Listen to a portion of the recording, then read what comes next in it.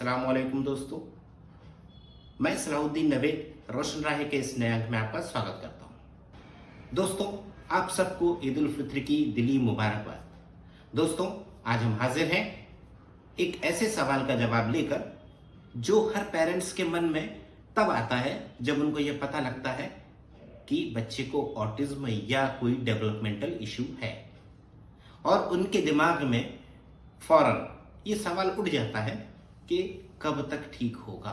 एक बार फिर यही सवाल पूछा है हमारे एक दर्शक ने, यूजर CP8XK। सर, मेरा बेटे की एज 3.6 है, उसके ठीक होने का कितना टाइम लग सकता है?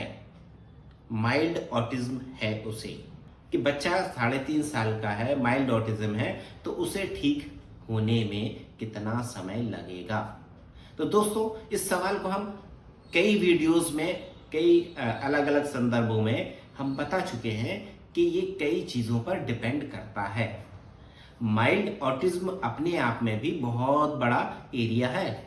माइल्ड होने का मतलब ये नहीं है कि यूं हो जाएगा, बिल्कुल नहीं। माइल्ड में भी बहुत सारे फैक्टर होते हैं, जैसे बच्चे का ऑटिज्म किस नेचर का है, सीवियरिटी माइल्ड है, थेरेपीज कौन कौन सी रिक्वायर्ड है, वो सारी थेरेपीज आप प्रॉपर दे रहे हैं कि नहीं दे रहे हैं, फैमिली का एनवायरनमेंट कैसा है, फैमिली इन्वॉल्वमेंट कैसा है, थेरेपिस्ट कैसे हैं। ऐसे बहुत सारे फैक्टर हैं जो इंटरवेंशन को अफेक्ट करते हैं, प्रभावित करते हैं।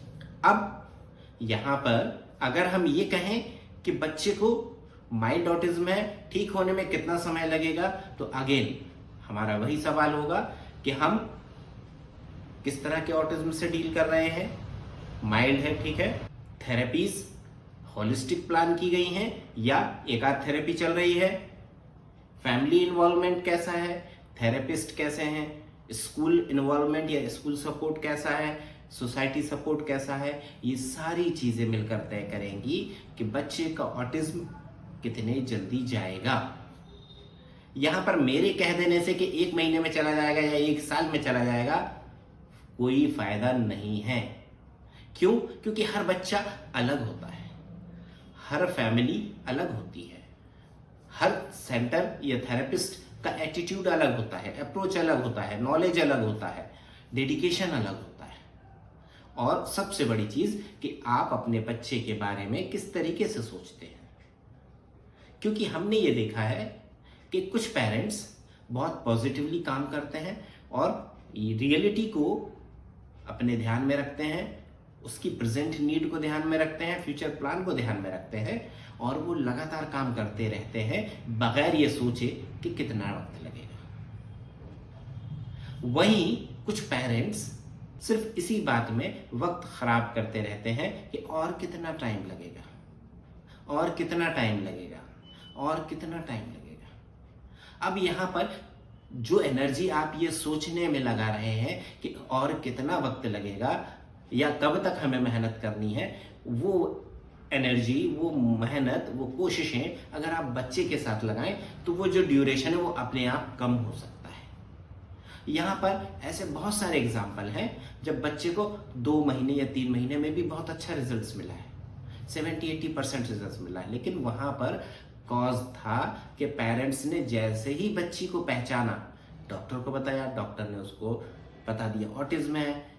उन्होंने 15 दिन के अंदर 10 थेरेपी सेंटर्स को विजिट किया, वहां के एक्सपर्ट से मिले, वहां के संचालक से मिले और उन्होंने एक one of the best therapy centre select किया और 2 महीने के अंदर होलिस्टिक अप्रोच से, अब होलिस्टिक अप्रोच का मतलब ये नहीं है कि सारी थेरेपी करानी है। होलिस्टिक अप्रोच का मतलब ये है कि ऑब्जर्वेशन और नीड को ध्यान में रखकर 2 थेरेपी प्लान करिए उनके लिए, पेरेंटल ट्रेनिंग और साइको एजुकेशन थेरेपी। इन 2 थेरेपी से बच्ची रिकवर कर गई 3 साल की एज में ऑटिज्म से। तो दोस्तों, ऐसे बहुत सारे एग्जाम्पल हैं।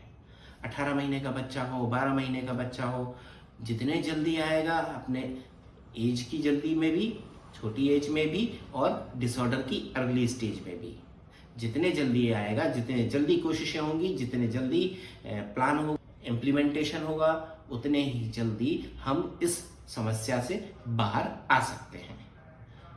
दोस्तों, उम्मीद है यह अंक आपके काम आएगा। अगर आपने अभी तक हमारा चैनल सब्सक्राइब नहीं किया है तो कृपया सब्सक्राइब करें, लाइक करें, शेयर करें ताकि हम हर उस फैमिली तक पहुंच सकें जिसको हमारी जरूरत हो सकती है। दोस्तों, आप सबको फिर एक बार ईद उल फित्र की दिली मुबारकबाद। आप देखते रहिए रोशन रहें। मुझे दीजिए इजाजत। नमस्कार, जय हिंद।